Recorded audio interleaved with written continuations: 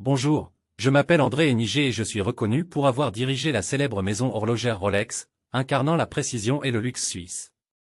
Permettez-moi de vous raconter mon histoire, ainsi que celle de Rolex, à travers mon parcours personnel et professionnel. Je suis né le 22 septembre 1921 à La Chaux-de-Fonds, une ville suisse profondément enracinée dans l'industrie horlogère.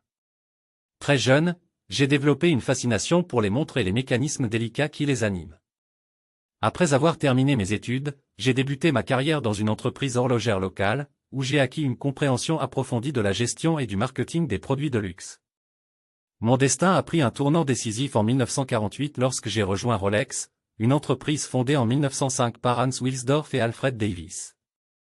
Hans Wilsdorf était un pionnier avec une vision audacieuse pour l'horlogerie, insistant sur la qualité irréprochable et l'innovation constante.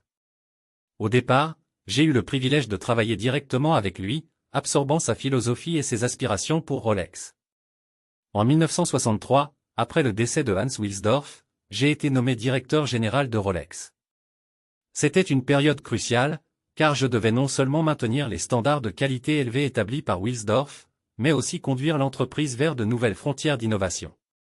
Ma mission était de renforcer la position de Rolex en tant que leader mondial de l'horlogerie de luxe.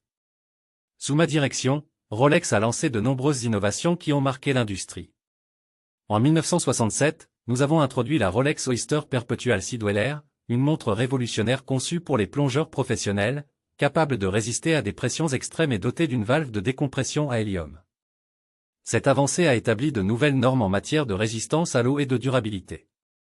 En 1971, nous avons présenté la Rolex Explorer 2, une montre dédiée aux aventuriers et aux explorateurs, avec une aiguille 24 heures distinctive et une lunette fixe. Cette montre était conçue pour les conditions les plus difficiles, de la grotte la plus sombre au sommet les plus élevés.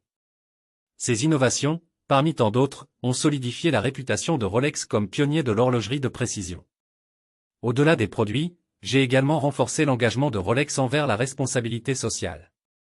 Nous avons lancé les prix Rolex à l'esprit d'entreprise en 1976, une initiative visant à soutenir des projets innovants ayant un impact positif sur la société.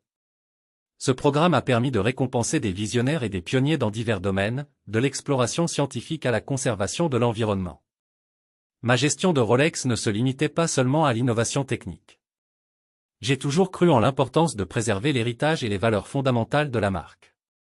J'ai travaillé à renforcer notre réseau de distribution, à affiner nos stratégies de marketing et à garantir que chaque montre produite par Rolex soit un symbole d'excellence et de précision. En 1992, après près de 3 décennies à la tête de Rolex, j'ai pris ma retraite, confiant l'avenir de l'entreprise à mon fils, Patrick Héniger. Sous sa direction, Rolex a continué à prospérer, en innovant tout en respectant les valeurs intemporelles de qualité et de précision. Aujourd'hui, en regardant en arrière, je suis rempli de fierté pour ce que nous avons accompli chez Rolex. Mon engagement envers l'excellence horlogère et ma dévotion à la marque ont marqué ma carrière et ont laissé un héritage durable. J'espère que mon histoire pourra inspirer les générations futures à poursuivre leur passion avec détermination et à toujours viser l'excellence dans toutes leurs entreprises. Merci de m'avoir permis de partager mon parcours avec vous.